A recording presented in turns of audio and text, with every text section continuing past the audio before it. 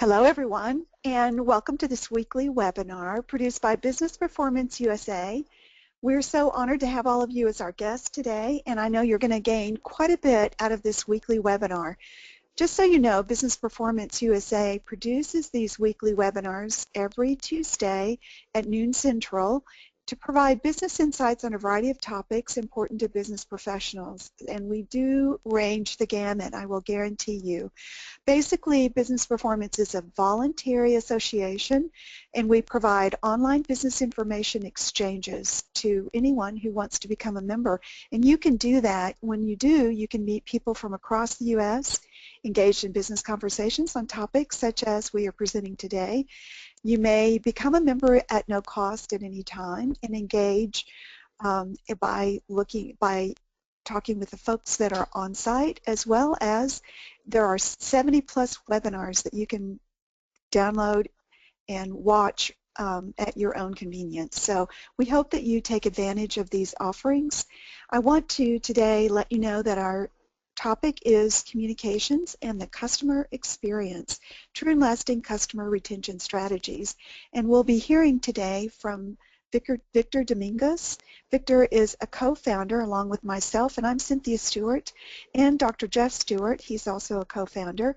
As Cynthia Stewart, I'm managing partner for my company, Evermore Services, and we have Victor Dominguez, who is the executive director of Business Performance USA, and also he's managing partner for Ligature Group. He consults to companies all around on the topics like this one that we're going to talk to you about today.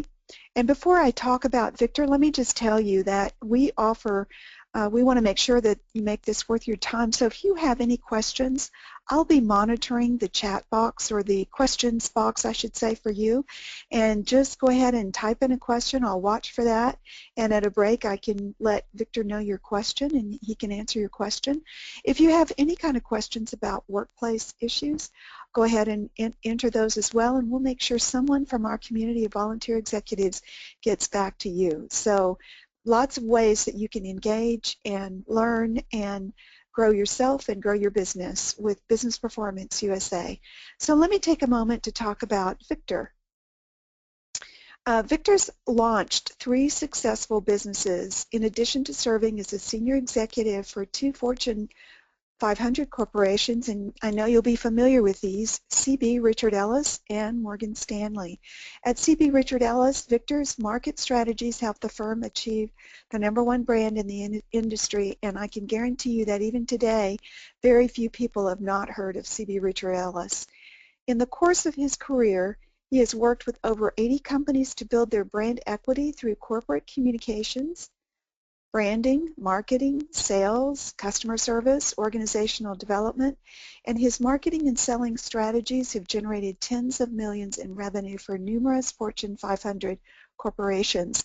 I know personally that I have been listening and learning from Victor for several years now since I met him, and I continue to gain new information about marketing, which is not my sphere. Mine is quality, and I continue to learn from Victor. I find him engaging, I find his graphics to be amazing, and I find him to be a wonderful person to get to know. So with that, Victor, why don't we go ahead and turn it over to you, and you can start your webinar.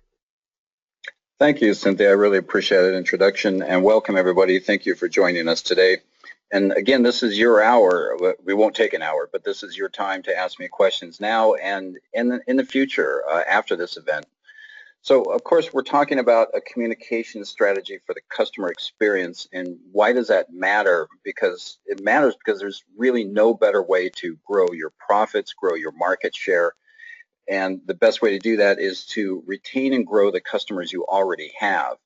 If customers have a great experience with your company, they're going to give referrals to you. You're going to get more business out of them and more business out of their friends, families, colleagues, associates as well. And so this is really all about a revenue-driving growth strategy for your business via both communications and the customer experience. So I can guarantee you this is going to following these practices, they're not easy, and they're going to take a year or more to really get up to speed, but it will grow your business. And my clients tell me that all the time. That's why they keep hiring me. So this is your landscape today for the customer experience. It's three buckets, if you will. It's anticipate, which is in the future, experience, which is in the real time, and learning from that experience is where you really adjust and adapt your operations and your reach into the marketplace so that you can afford a better anticipation or plan better for your anticipation. It's really a big loop, if you will. And the process begins, frankly, in the future, anticipating what kind of experience you want your customers to have. We'll get into details, but just to get a reference, I'd like to kick off with a poll here. Cynthia, I'll go ahead and just kick it off. So, Okay, Victor, I've launched that poll. Oh, okay, perfect. So it's real simple. Does your organization or your company have a clear definition of what experience you want your customers to receive? And if you're saying not really or no, don't worry. Most companies don't, because they don't really think about this in these particular terms. So we're going to close this out real quickly here. Cynthia, do you want to give Sure. the numbers on this? Yeah, we had everyone vote, and it's kind of a 50-50, no and not really. So no one said yes. Okay, well that's okay, because we're gonna figure it out. But basically, just think about when you are going to go do business with a company. If you're going to buy a new car, if you're going to hire a plumber, if you're going to take a vacation, you have expectations already of what you want to experience with that. You want to be treated fairly and honestly, and those, you want to be able to save time, you want to be able to save money. Those are expectations you have, and those are the same experiences that you want to deliver for your customers. That's kind of what we're talking about here. Let's start off though with the anticipation. This is looking into the future. If you really want to deliver that kind of experience that is going to grow revenue for your company, you have to anticipate what the ideal experience is going to be. Now, we're careful, and Cynthia and Dr. Jeff, my partners, use this ideal experience reference as well, because there's no such thing as perfect, but what is the ideal, if everything aligns, what do we really want to deliver that? And this is, we'll get into how to map out that, if you will. But also, once you have an idea of what the ideal experience is, and it could be, again, trust, honesty, accuracy, then you script the scenario for that. But you also script it in different stages. You script it for the buying cycle, the decision cycle, the actual experience. What is going to happen when you interact with that customer, and how are you going to respond to them? Then you need to map out a communications decision tree, and you'll end up needing a number of these. And you'll also anticipate your hybrid communications platform. Because the technology today is so inexpensive, in essence, it's a SaaS model, a software as a service. You want to automate everything you can, and you want to humanize the things that you can't automate. And this is what I call a hybrid. It's high touch and high tech approach for interacting with your customers. And of course, because many of your customers are going to start looking at you first on the web, on your website, maybe on apps and social media, customer reviews. Those are all digital communication interactions, and you can automate a lot of that, and even automate the responses in people's behaviors. When somebody downloads a price sheet from your website, you can automate what that next experience for them is going to be. You can also automate a signal to your Salesforce to say, hey, Joe Smith over here downloaded a price sheet. Give him a call. Here's his information. But what's really important is software and technology doesn't contain the human touch. People want authentic, real interactions with people that they can trust and are there when things need that human touch. And you really have to let your staff come out and supply that type of human touch. Training your staff to do that is a big part of delivering. But these are just some of the things you need to think about when you're anticipating what kind of experience you want to deliver. We'll get into more examples of this, but anticipating and scripting the scenario. It's impossible for me to tell you what to do because every company is different, but that's why you can contact me. Just email me, victor@businessperformanceusa.org, and perfectly happy to have a conversation with you about how you can anticipate the ideal experience and script those scenarios. Next one. Victor, can we talk a minute about the former slide? You know, I think I love the fact that you talked about anticipating the ideal experience. I know I've been in quality for quite a long time, and everyone talks about customer excellence and being the best, and being world class. And when I think about all those things, those are ways that you measure, right? Those are about performance. But what I think those drop out is really this whole idea about, well, what is the ideal customer? And I love the way you say it, the ideal customer experience. I mean, what are we really trying to be about with regard to our customers, whether they're patients or whether they're, you know, clients, or whether they're, you know, just a transactional experience on the web. We really need to make sure that we understand what it is that we want to be providing them. And the only way to really get our arms around that is to look and approach it from the ideal, because ideal can only be expressed as an experience. Ideal is only about the experience. It can't be about being the best or being excellent or being any of those measurable things, because it either is ideal or it isn't. I mean, there's no, well, it's like being pregnant. You either are pregnant or you're not. This is either ideal or it's not. Right. And so I love the idea that you are talking about this from a customer experience, and you're starting with that idea right up front. Like, let's really define what an ideal customer experience is. So bravo to you. So, and I know that we're going to get into more of this, but I just couldn't help but say I love the way you're starting here with this anticipate ideal experience. That's perfect. Thank you, Cynthia. And you're spot on with that. And frankly, if you don't define what the ideal experience is for your employees, and particularly for the frontline employees, the people that come in contact with your customers, and you know, and it could be anybody, okay. And often these are not the highest paid people in your organization, and yet they have the contact with the customer. They're delivering the experience.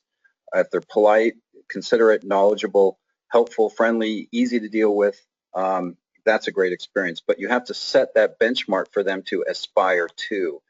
And it's a goal. It's never going to be perfect, but it's always out there. It's a reach type of goal. So thank you, Cynthia. There's a lot here on this slide, and by the way, you can download this deck. It's there available for you, and make notes. And again, this deck, this webinar is setting the framework for what you'll be doing. We can't possibly get into how to do everything, but this is give an idea of the world. And again, if you do these things, you're going to grow your revenue, and you're going to retain customers, and they're going to give you referrals, and on and on. But in terms of communications, good communications always set the right expectations. So there's, even before they have the experience, before they come into your showroom, before they call you on the phone, they're going to be interacting, looking at you in a digital. You want to set what type of expectations are going to happen when they show up to the place, when they take a trip with you, whatever it is. That's communications are very, very important. And frankly, setting expectations with your employees is very important too. Of course, you want to deliver that experience and exceed by one additional effort. Just hitting the threshold isn't really enough to differentiate yourself. You can strategize that one extra additional effort. I've had clients sort of map out the customer experience, yet pull one away in a sense in terms of expectations, and deliver that one that they secretly pulled away and throw it back in. That's okay, but it's kind of cheating, and frankly, it's letting your employees off the hook. Your employees in real time need to figure out how to deliver and exceed by one additional effort. So don't make it easy on your employees by building in a cheap trick. Again, it's okay, but your employees have to learn how to deliver and exceed. Now, what's key about this is the third bullet is make your customers' experiences the focus of your marketing content. This is huge with your marketing and what you say in your advertising on your websites. Don't talk about you, talk about your customers and the experiences they have with your products or services. That's what you should be writing about. That's what you should be advertising. That's what people want to hear about. Frankly, people care about themselves far more than they care about you. I know that's, that's kind of harsh, but it's just true, okay? Make your marketing and advertising, all the words and messages you put out there about your customer experiences. You want to also connect their experience with your shared belief systems. If your company supports, causes for breast cancer, that's a shared belief system. If your company supports education, that's a shared belief system. Lifestyle, that's a shared belief system. That's, again, talking about your customers' experiences. But here's the thing with communications. It's not about the words you use. It's about what people hear when you say those words. It's about what they experience after you've said it. Do your words and your experience line up? And mostly, is those words and your experience weighted in something that matters to your customers? Not matters to you, matters to your customers. And these shared belief systems help grow trust, and they're going to generate referrals, and they're going to generate return business. Now, you got to understand at the experience level, and again, it's a front line typically. This is a dynamic situation. No one customer experience is going to be exactly like another. Customers' needs, customers' timing, customers' attitudes, customer belief systems are all different. And just imagine, a waiter coming to your table. Really simple analogy. There's 4 people at the table. Each of those 4 individuals has different expectations and wants a different experience from the waiter. The waiter needs to adjust to each and every one of those. So that's a simple analogy, but think about how your customers want something a little unique and different each and every time. That's where you have to train your frontline staff how to dynamically solve problems. But the key here is that problems are actually opportunities. If something goes wrong, and it will, and it does, because that's life, you can turn that around by being honest about it, acknowledging it, and working to resolve it. And I've seen time and time again a problem actually become an opportunity to build a better customer relationship if you treat people fairly and with consideration and dignity, and resolve the issue and be honest about it. When you close out this experience, you want to set next expectations, and you want to document the encounter. This is critical, and this is what almost every company I start working with does not do. They don't document what experience that customer has, because that right after one experience is done, that customer is going to have a next expectation. Okay, that was nice. What's next? And that sets up the whole loop, the whole cycle of growing that customer account. Some people call it a customer journey. I'm calling it a customer experience here. A decade ago, we used to call it a customer lifetime value, or share of the wallet. But if you don't document that experience and learn from it, then you're really not going to be able to grow as an organization, improve, and strive towards the ideal experience. I know that's a lot, but we'll move on to the next slide. But again, you can download this, and you can always just talk to me about it. That's why we're here. So on the next slide, learn. This is the Victor, go ahead, Cynthia. Yeah, go back to that slide. Sure. I'm going to have to do it wrong. You said something I think that is really important to emphasize. And I learned this, believe it or not. I was sitting in a room full of folks that were trying to talk about, inside of an electric company, they were talking about how to really improve the service people got whenever they had an electric interruption or service interruption. In other words, their lights went out. Mm-hmm. And the COO said, now remember that for the electric company, nobody really thinks about the electric company until their lights go out. So sometimes this is the best opportunity we have to show who we really are, because we're taken for granted the rest of the time. That's true. So what we really need is to be sure that when the lights go out, we can actually raise the customer's satisfaction level when the lights go out, and we respond, in a way that helps them make decisions for, am I going to have to close the school down and send the kids home? how long is this outage going to last? Do I have to get a hotel tonight? And I'll never forget him saying that, and the importance of, so the electric company was not responsible. In other words, they weren't causing people's lights to be out, but rather the way they responded when the lights went out actually raised the opinion of customers in their eyes. And I know we all have those customer experiences where you're ready to write that company off, and then somebody, I had a customer service person Saturday, wouldn't let go of me until she made sure that I walked away a satisfied customer. It was over a mattress that showed up, turned out it had been used.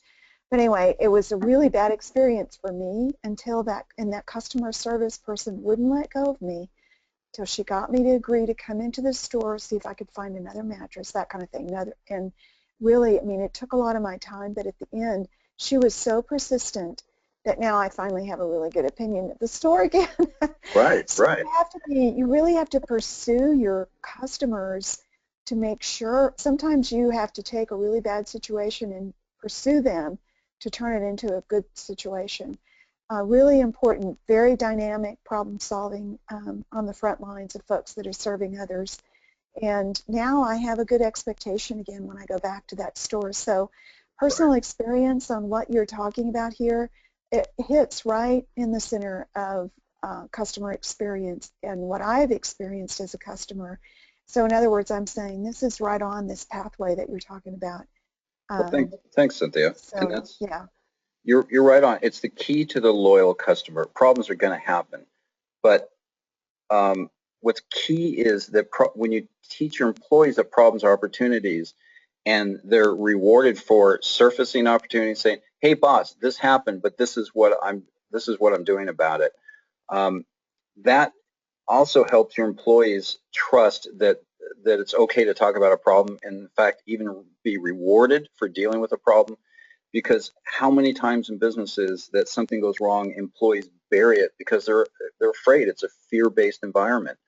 And I get that. Okay, that's not uncommon. But when employees' first reaction is to say, "Okay, we're on it. We're going to turn this problem around," rather than, "Oh my God, my boss is going to just kill me for this."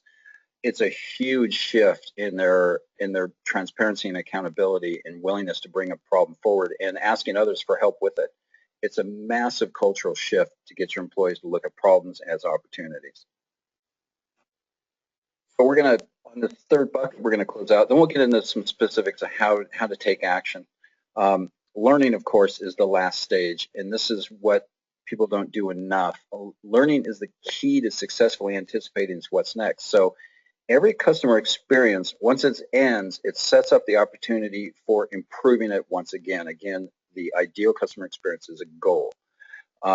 Your learning has to be, of course, the previous experience, we ended with document the experience, and this is where it comes in. Document using objective and measurable techniques, project management tools, customer relationship management, CRM tools, a post-mortem. I hate that term, but that's often used in business, a post-mortem review, what happened. And start with making it objective and measurable. Objectivity is key so that we don't insert our biases and we really are able to observe what happened without prejudice, about what happened. Condition your teams for transparency and accountability. This is a big, big deal. Again, it's a cultural thing, but sometimes people don't want to hear that, okay, Fred messed up over here, and Fred, what are we going to do about it next time? And it puts people on eggshells if you don't create a safe environment to learn about what we did. Of course, there's plenty of opportunities to reward people. Now, what we've done is documented information. We've made it objective and measurable, but now we need to get that information out to other people in what I call the value chain that's serving that customer and share that information with them. It's best to set up a push-pull systems for sharing metrics, meaning you're going to push out data on a daily, weekly, maybe monthly, but that's a long time in customer experience terms. You push out data, and mostly you push out alerts. So like I said, somebody downloaded a white paper or document from your website. an itinerary for events, sell sheet, price sheet. You can set up an alert to push that out to a salesperson with that individual's contact information, and they can be on the phone 30 seconds later talking to them. That's a push system. Pull system is when your employees pull data and learn from it. So without getting too technical and deep into technology, push-pull systems for sending out information to the employees that can learn from it is really, really important.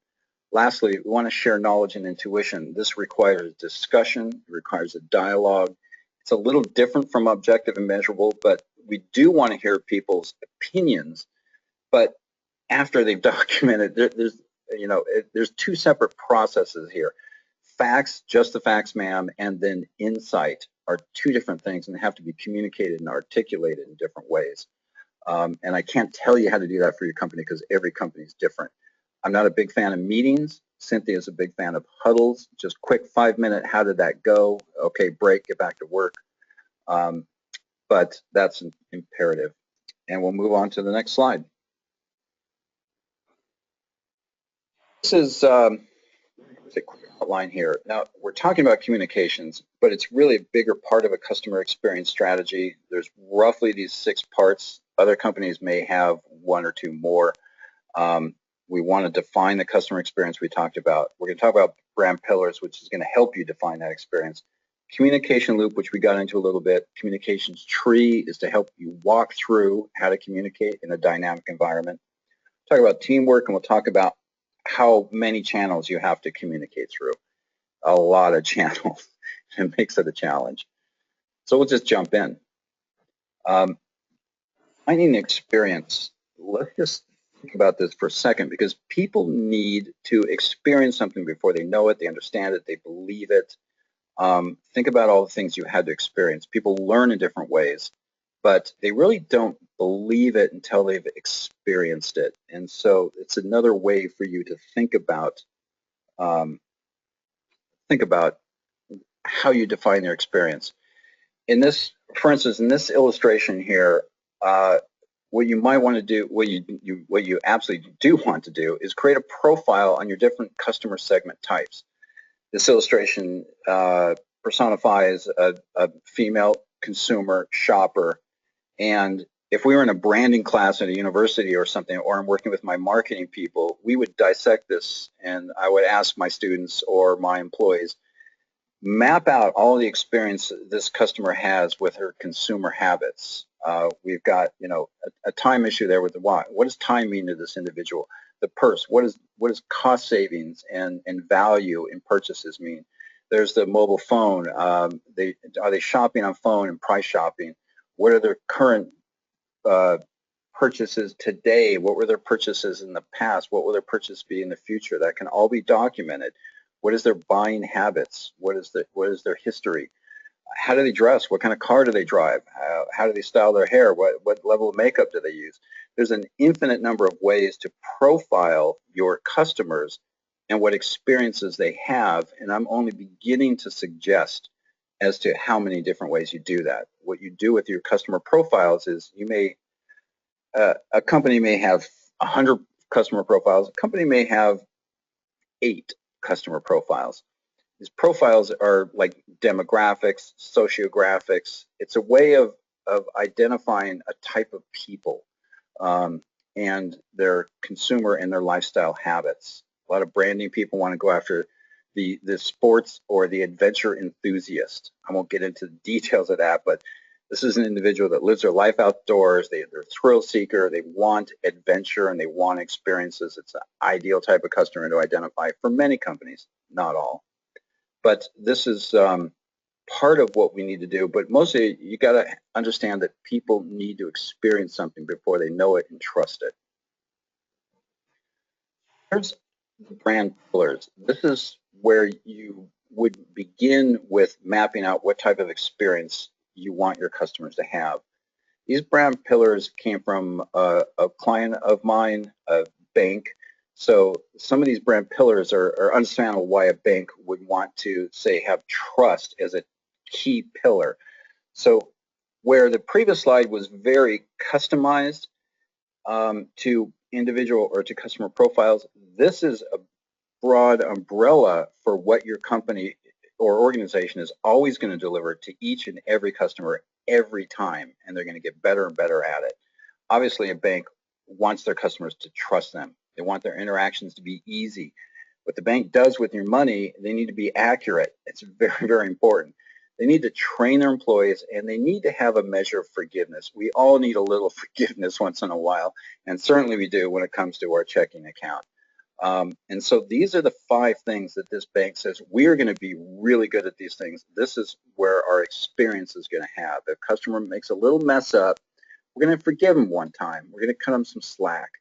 And so this begins to define what the experience is, and this is where you begin with your company. What are the brand pillars in terms of experience that you want your customers to have? It may be 5, it may be 3.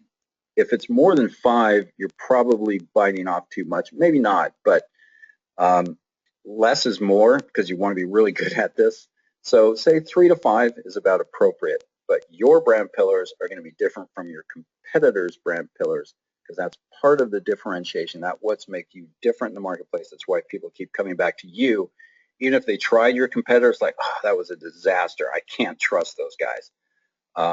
And even trust comes in, again, solving problems. If a problem comes up and you correct it, that actually strengthens trust rather than set you backwards. So we're going to move on. We've got about 4 more slides and we'll wrap this up. And I appreciate your time today, and we want to be respectful of that. We discussed a little. What we're really talking about here is a communications loop with the customer and internally as well. Again, the communications loop on the customer side is we anticipate what the experience is going to be, we deliver the experience, and we learn from it. But on the bottom here, this may be a typical team that needs to be in a communications loop. Marketing, sales, customer service, classically the client or customer-facing team which holds that relationship. It's really, really important to understand this. Sometimes you would put IT in there. You might put other, delivery of products and services in there as well. Every company is going to be different, but meaning what marketing says, sales has to know what marketing says. Customer service has to know what sales said. Marketing sales have to understand what customer service is learning from the customers, what they're saying to the customers, what the customer is saying to them. This is a sharing of information, and what really is a sharing of knowledge because it's learning. Okay, marketing with their testing of their campaigns, marketing campaigns, learns what the marketplace wants. When sales is engaged, they learn more what the customer wants and needs and requires in terms of product, services, pricing, delivery, expectations, you name it. And customer service is way too often left out of the loop. Okay, it's the customer service is where the real learning often takes place. Selling can take place in customer service as well. But if customer service isn't looping their conversations back with marketing and sales, nobody's learning and nobody's getting better. And if these 3 groups aren't getting better and learning, you're not going to reach an ideal state of the customer experience. This is an internal thing. It's a mindset thing. It's a collaboration and teamwork thing. And it's absolutely critical. It's where most companies are not paying attention, but it's worth your time and energy because making more money out of the customers you have is much, much smarter than trying to acquire new customers. Obviously, you need to acquire as well. But if you want to grow your company, you got to do both. And if you do this first, acquiring new customers is going to be easier. The reputation will be out there. The referrals will come. So there you go. Like I said, the mindset is also, yeah, Cynthia, go ahead. I just wonder, we talk about the knowledge worker. When you think about this dynamic loop, this communications loop, how do you see the knowledge worker, the definition of knowledge worker shifting as it regards marketing, sales, customer service, communications loop? That's a good question, and if what I just said was communications 101, the knowledge worker is communications 102, and let me explain that for the audience. Cynthia's referring to a phrase that myself and my partners, Cynthia and Dr. Jeff, use, which is knowledge worker. The knowledge worker is the worker of now and in the future. In other words, we know that technology, meaning software and hardware, is going to be replacing a lot of jobs. Okay, and the best way for employees to survive and employers to survive is cultivate what we call a knowledge worker, somebody that doesn't just act but thinks and acquires knowledge, and they understand what their talents and skills are, and they have a curiosity, they have a thirst for learning more, and in this case, you want to learn more about the customer and what their experience and expectations are. And when your frontline folks share their knowledge with others, they are becoming a knowledge worker. They're not just doing, they're thinking about what they're doing, they're thinking about why they're doing it, they're thinking about how they're doing it, and are they doing it for the right reasons. And then communicating that, sharing with others, makes them knowledgeable. And sharing that with others makes them much more valuable to the employer, and it makes their career much more viable, so that they're not just picking something up over on the left side and sticking it over on the right side. There's actually a process for moving something from the left to the right or getting it from A to B. And how can one best do that more efficiently and with a better experience is sharing knowledge. So that's sort of the answer there, Cynthia. Thanks, Victor. I know I threw one at you, but that was good No, answer. I like it. It keeps me on my toes. We're gonna move in from the communications loop and talk about how can we best communicate in a dynamic environment. And this is what we call a communications decision tree. You can call it an experiential decision tree if you want to. This just happens to be something we use for a company of ours. We took out their identity, a client of ours, regarding social media and online postings. So there's a lot of detail here. Again, you can download the handouts. But what this is sort of Boolean logic, but it's simple. In other words, if this happens, did it go this way or did it go that way? So an online posting, was it positive? Was it negative? If it's positive, do this. If it's negative, do that. If you really want accurate communications and a great experience, you probably want to develop a communications tree for different communications channels, such as social media, such as telephone conversations, such as sales calls, so that your staff is well versed and understands what their sphere of influence is, what decisions they can make without having to go back to their supervisor. As we all know, if you have a customer that's angry and they're on the phone and they have to ask one of your employees, can I talk to a supervisor? That's a huge fail, okay? You want that employee who's right there in real time to be able to resolve the issue. Asking for a supervisor is a signal that your communication plans aren't working all that well. I just picked up a question, Cynthia, so I might as well just go ahead and ask it. How do you define positive or negative regarding your posting tree? Okay, positive, is it you know, it could be as simple as, hey, we just took off from American Airlines, headed to Hawaii, can't wait to get there, I'm so excited. In a really subtle way, that's a positive thing, okay? Or I just got these shoes, check them out, don't you love them? Pinterest will be a very positive posting environment. So it's a sort of testimonial, but it's a positive online posting is going to be, first of all, centric to that customer's life. They're not necessarily there to promote you, but they may be promoting their experience they're having with your product or your service. So a positive is also, is it factual? Is it relevant? Is it accurate? Those are positive things. On the negative side, to answer this question, is it a rant? Is it a rage? Is it somebody just blasting into a company and saying these blah blah blahs are full of blah blah blahs and don't you ever do business with them again? It's really easy to recognize the negative ones. So now the reason I picked social media is because well, because first of all, communications is fraught with opportunity and danger. How many things have gone wrong in this world because of poor communications, from world wars to you name it. Maybe exaggerating there, but you get the idea.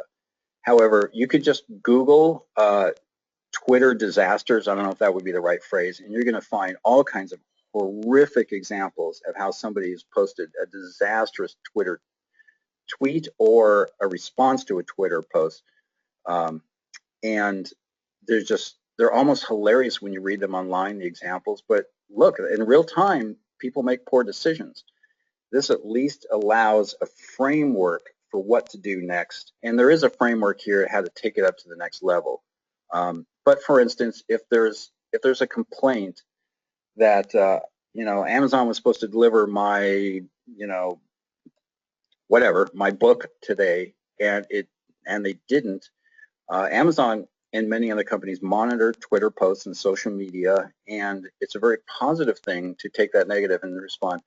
Hi, Cynthia. I'm here from Amazon. I'm so sorry to hear about this mistake. I just want to let you know I'm on it. You can contact me at this email or this address, and let me help you personally resolve the issue, and we'll find out what happened. So it's an opportunity to mitigate problems, and it's hard to say that you want to do this. Sometimes you do, sometimes you don't.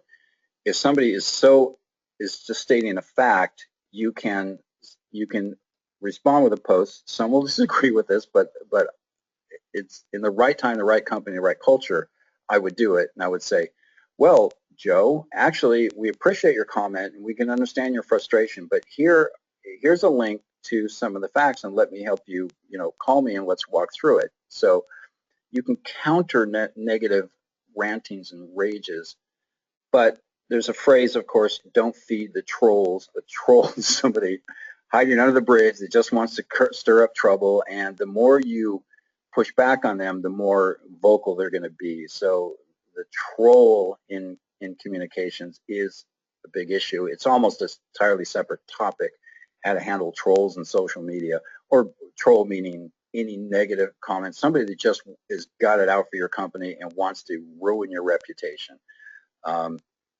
So if it's a true troll, I would just acknowledge them,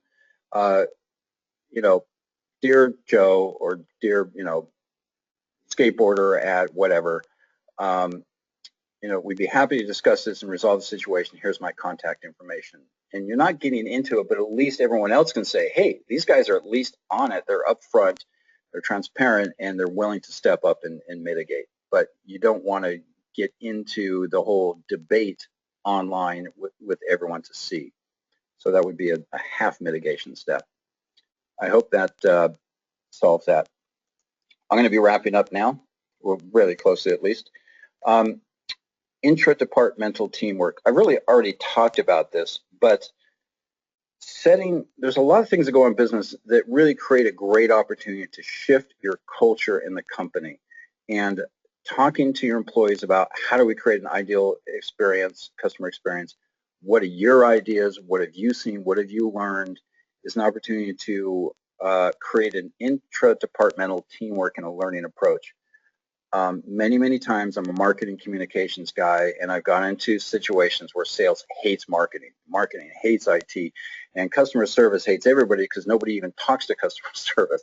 No, I'm exaggerating here, but every time you do something in your company is an opportunity to bring people together and show them the importance of collaborating, working together, partnering, and everybody has a responsibility for that customer relationship. Sales sometimes thinks, hey, I found the customer, they're mine, it's my relationship, but it's really not. It's the entire company, because sales can't do it alone.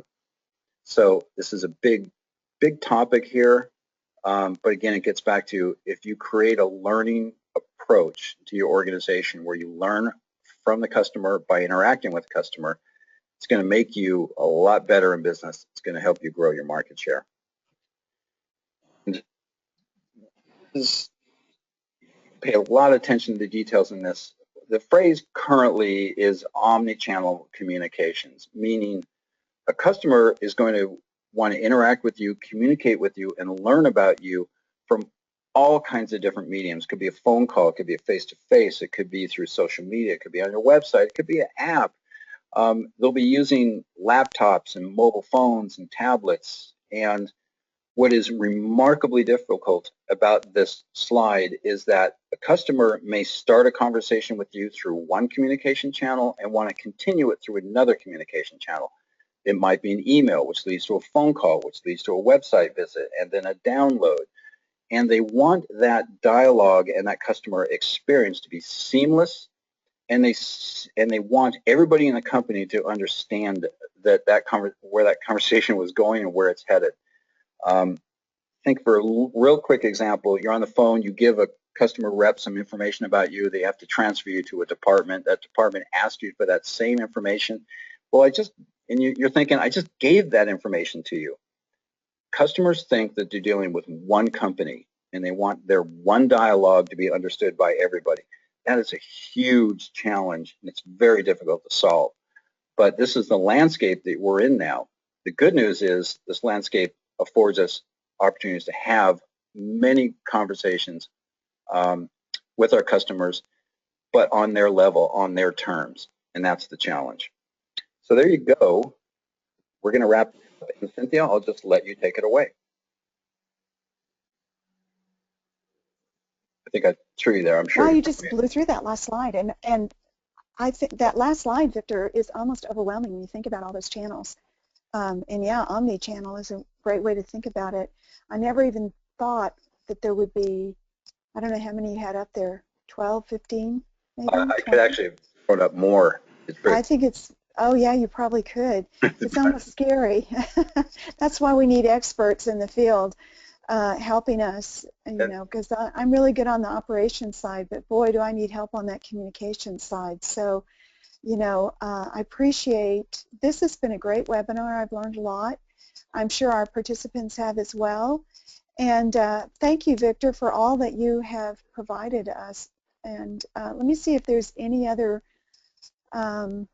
questions. We had quite a number of comments, and I'm looking at that time, and we're pushing the hours. So we're just going to let folks know that they can always reach you at Victor at businessperformanceusa.org. It's a great way to get a hold of Victor and engage more with him around this whole topic of communications and the customer experience. Excellent webinar, Victor. Thank you so much for volunteering to give us all this great information. And we have Kenna Lewis up next. She's one of our very, very popular speakers. She knows about the other side of communications, social media. If she is my go-to person, social-centric media, when I want to know about what's happening with Facebook or Twitter or Pinterest or some of the newer social media models. She knows all about them. And she's going to come back, join us on Business Performance and give us this webinar next week. So we want you guys to come back. Twitter Bootcamp, Kenna Lewis, and she's fantastic. So this is going to be a great, quick boot camp in a 20 to 45-minute venue next Tuesday at noon Central again. And we're looking forward to her. And don't forget, folks, if you just go out to the website, businessperformanceusa.org, punch on Become a Member, that little button like we see on this slide, you can become a member, and there is phenomenal information out there for us. In fact, Victor just did that. So this is what it looks like once you're in, and he's going to take us to the home page. There's Become a Member. You can just join. It's no cost to you, but it makes us, helps us to know who's out there and who's interested in our website. And there's lots of folks who are participating with us, and we hope you will too. So with that, Victor, I'm going to go ahead and shut down the webinar for today. We look forward to hosting you, and come back and see us, folks, and interact with us on the website. Bye-bye, everyone. Have a great day.